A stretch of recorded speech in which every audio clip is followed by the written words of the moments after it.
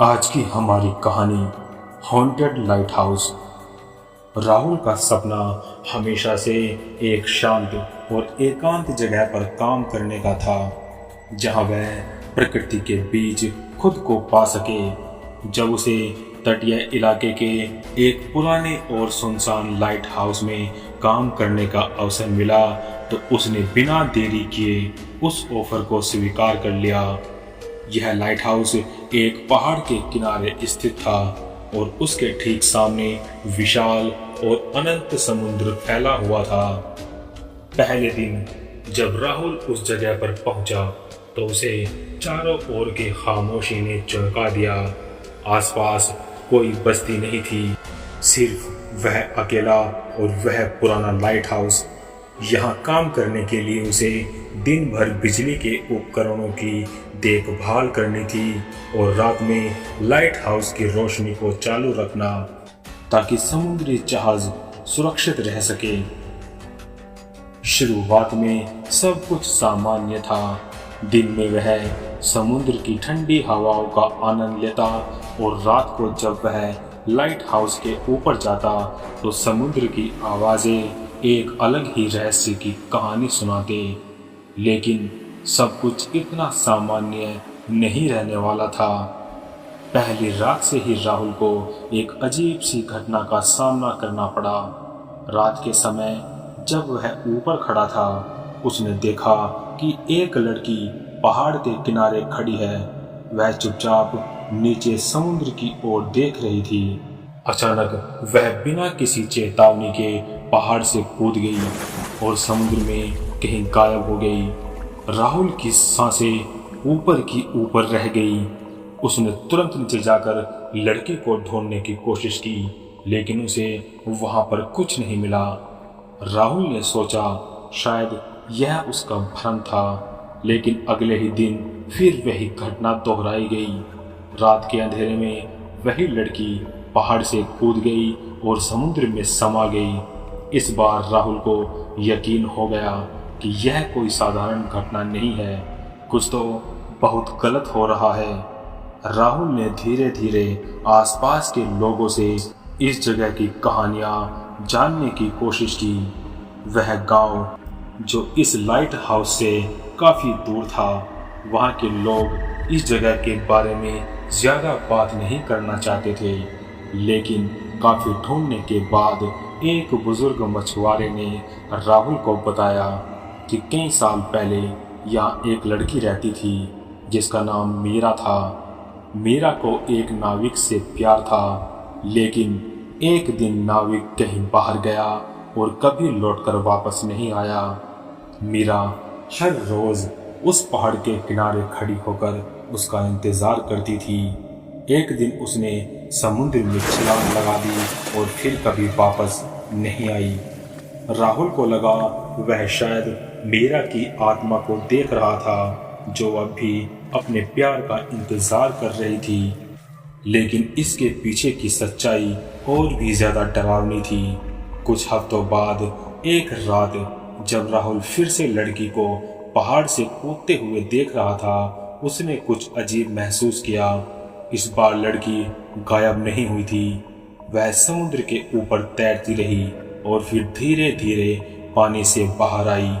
उसकी आंखें लाल हो गई थी और उसके होठों पर एक अजीब सी मुस्कान थी। राहुल का दिल जोर जोर से धड़कने लगा। उसकी हर नस में डर दौड़ गया। अचानक वह लड़की हवा में तैरती हुई राहुल के तरफ बढ़ने लगी। राहुल ने भागने की कोशिश की, लेकिन उसके पैर जैसे जम गए थे। वह लड़की अब उसके बहुत करीब आ चुकी थी। उसने फुसफुसाते हुए कहा, तुम मुझे नहीं बचा सकते, कोई नहीं बचा सकता। और फिर वह गायब हो गई। राहुल को अब यकीन हो गया कि वह सिर्फ एक भटकती आत्मा नहीं थी, कुछ अजीब, कुछ भयानक इस जगह पर जो कुछ भी हो रहा था। अगले दिन राहुल ने अपनी नौकरी छोड़ने का फैसला किया। वह इस भयानक अनुभव को भूलना चाहता था, लेकिन यह इतना आसान नहीं था। राहुल ने शहर में वापस जाकर एक नया काम शुरू कर दिया, लेकिन हर रात जब वह सोने की कोशिश करता तो उसे वही लड़की दिखाई देती। उसकी हंसी, उसकी आंखें, उसकी वो फुसफुसाती आवाजें अब राहुल का पीछा नहीं छोड़ रही थी। वह जहां भी जाता उसे महसूस होता कि कोई उसका पीछा कर रहा है। उस लड़की की आत्मा ने उसके मन में ऐसा डर भर दिया जिसे वह कभी भी नहीं मिटा पाया। शहर में आने के बाद राहुल ने अपनी जिंदगी को पटरी पर लाने की पूरी कोशिश की। उसने एक छोटे से अपार्टमेंट में रहना शुरू किया और एक साधारण नौकरी कर ली जो उसे व्यस्त रखती थी। लेकिन जितना वह अपने पुराने अनुभव को भुलाने की कोशिश करता उतनी ही वो घटनाएं उसे और सताने लगती। हर रात उसे वही चेहरा दिखता, लाल आंखें, वो डरावनी मुस्कान और पानी से निकलती वो लड़की। राहुल ने कई बार सोचा कि शायद यह सिर्फ उसका दिमाग है जो खेल खेल रहा है। उसने एक डॉक्टर से भी मिलकर सलाह ली जिसने उसे मानसिक शांति के लिए कुछ दवाइयाँ दी, लेकिन कुछ भी कारगर साबित नहीं हुआ। जब वह सोने की कोशिश करता उसे लगातार वो आवाज़ें सुनाई देती। उसे महसूस होता कि वो लड़की अब सिर्फ उसकी कल्पना में नहीं थी बल्कि उसकी असल जिंदगी में भी कहीं मौजूद थी। एक रात राहुल अपने अपार्टमेंट की बालकनी में बैठा था जब उसे अचानक से दरवाजे पर दस्तक सुनाई दी। उसने दरवाज़ा खोला लेकिन वहाँ कोई नहीं था। हल्की ठंडी हवा के साथ समुद्र की नमकीन गंध उसके नथुनों में समा गई। वह चौंक गया क्योंकि उसका अपार्टमेंट समुद्र से मीलों दूर था। ये वही गंध थी जो उसे लाइट हाउस के पास महसूस होती थी। राहुल ने दरवाज़ा बंद कर दिया और अपने बिस्तर पर लेटने चला गया, लेकिन उस रात उसे नींद नहीं आई। उसे महसूस हुआ जैसे कोई उसके कमरे में था। उसने धीरे धीरे आंखें खोली और वह हैरान रह गया। उसके बिस्तर के पास वही लड़की खड़ी थी। उसकी आंखें लाल थी और वह धीरे धीरे राहुल की तरफ झुक रही थी। राहुल ने चीखने की कोशिश की लेकिन उसकी आवाज़ गले में ही अटक गई। तुम मुझसे बच नहीं सकते, लड़की ने धीरे से कहा। तुमने मुझे देखा है और अब मैं हमेशा तुम्हारे साथ रहूंगी। इसके बाद राहुल की जिंदगी पूरी तरह से बदल गई। उसके आसपास अजीब घटनाएं होने लगी। कभी घर के दरवाजे खुद ब खुद खुल जाते, कभी उसे लगता कोई उसका पीछा कर रहा है। ऑफिस में भी उसे ऐसा महसूस होता कि कोई उसकी बगल में खड़ा है, लेकिन जब वह देखता वहाँ कोई नहीं होता।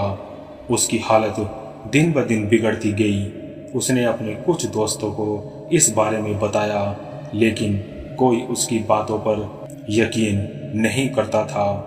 कुछ लोगों ने उसे हंसी में उड़ा दिया और कुछ ने उसे डॉक्टर के पास जाने की सलाह दी। राहुल खुद भी अब समझ नहीं पा रहा था कि ये सब सच है या उसका भ्रम। एक दिन राहुल ने अपने ऑफिस से छुट्टी ली और उस गांव में वापस जाने का फैसला किया जहां वह लाइट हाउस था। उसे लगा कि अगर वह इस रहस्य का कोई हल निकाल पाए तो शायद उसका पीछा करने वाली यह आत्मा उसे छोड़ दे। जब वह गांव पहुंचा तो उसने उसी बुजुर्ग मछुआरे से फिर से मुलाकात की। इस बार मछुआरे ने राहुल को एक और नई कहानी सुनाई। मीरा की मौत एक दुर्घटना नहीं थी। कुछ लोगों का मानना था कि मीरा को जानबूझकर मारा गया था ताकि उसकी आत्मा कभी चैन से ना रह सके, और तब से उसकी आत्मा उस लाइट हाउस के आसपास भटकती है, उन लोगों की तलाश में जो उसे न्याय दिला सके। राहुल को यह सुनकर बहुत बड़ा झटका लगा। क्या वह लड़की उससे न्याय चाहती थी? क्या इसलिए वह उसकी जिंदगी में आई थी, या फिर उसके मन में कुछ और खतरनाक था? राहुल अब दोराहे पर खड़ा था। उसे समझ नहीं आ रहा था कि वह क्या करे। एक रास्ता उसे वापस उस लाइट हाउस की ओर ले जा रहा था जहां शायद वह सच्चाई का सामना कर सकता था। दूसरा रास्ता उसे उसी डर और आतंक की ओर ले जा रहा था जहां वह अब तक जी रहा था। आखिरकार राहुल ने फैसला किया कि वह इस रहस्य का सामना करेगा। वह उस आत्मा से मुक्ति पाने के लिए वापस उस लाइट हाउस में जाएगा जहां उसकी कहानी की शुरुआत हुई थी। अगली रात राहुल फिर से उस पुराने लाइट हाउस में लौट आया। यह जगह पहले से भी ज्यादा डरावनी लग रही थी। अंधेरे में बस हवाओं की सीटी और समुद्र का गरजना सुनाई दे रहा था। राहुल को याद आया कि उस रात भी सब कुछ ऐसा ही था जब उसने पहली बार मीरा को देखा था। राहुल ने लाइट हाउस की सीढ़ियों पर चढ़ना शुरू किया। जैसे जैसे वह ऊपर जा रहा था उसे अपने दिल की धड़कनें तेज होती हुई महसूस हो रही थी। वह जानता था कि आज रात कुछ भयानक होने वाला था। ऊपर पहुंचते ही उसने देखा कि वही लड़की मीरा फिर से पहाड़ के किनारे खड़ी थी। इस बार राहुल डरने की बजाय उसकी तरफ बढ़ा।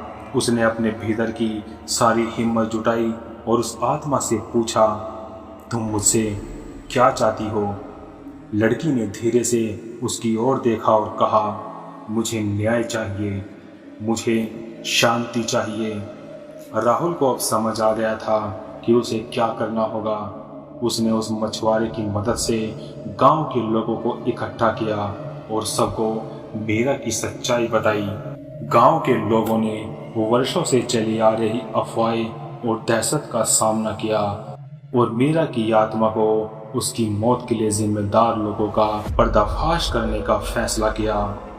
अगले कुछ ही दिनों में मीरा के सभी गुनहगारों को सजा दिलाई गई। उन लोगों ने मीरा के साथ कुछ गलत किया था और उसे पहाड़ से धक्का दे दिया था जिससे उसकी मौत हो गई थी। उन सभी को पुलिस के हवाले कर दिया और सभी को अदालत में सजा हुई। जब राहुल ने न्याय दिलवाने का वादा किया था तो उस रात उसने सपने में देखा कि मीरा उसे धन्यवाद कह रही है। उसकी आंखों में अब कोई नफरत या डर नहीं था, बस शांति थी। उस दिन के बाद राहुल ने कभी उस आत्मा को नहीं देखा और उसकी जिंदगी धीरे धीरे सामान्य हो गई। लेकिन कभी कभी जब वह अकेले समुद्र के किनारे खड़ा होता है तो उसे मीरा की हल्की सी आवाज़ सुनाई देती है, जैसे वह कह रही हो, तुमने मुझे मुक्ति दी और अब मैं तुम्हें कभी नहीं भूलूंगी। कहानी का यह हिस्सा राहुल की मीरा के साथ मुक्ति की यात्रा को दिखाता है, जिसमें उसने अपनी खुद की हिम्मत और संकल्प से एक भटकती आत्मा को शांति दिलाई। इस भयावह अनुभव के बाद भी राहुल ने अपने जीवन में शांति पाने की कोशिश की, लेकिन मीरा की यादें हमेशा उसकी जिंदगी का हिस्सा बनी रही। आज की हमारी इस कहानी में इतना ही। अगर आपको हमारी ये कहानी अच्छी लगी तो लाइक करें, शेयर करें और जाते जाते हमारे चैनल को सब्सक्राइब करें। मिलते हैं नेक्स्ट वीडियो में, तब तक के लिए बाय एंड बी हॉन्टिंग।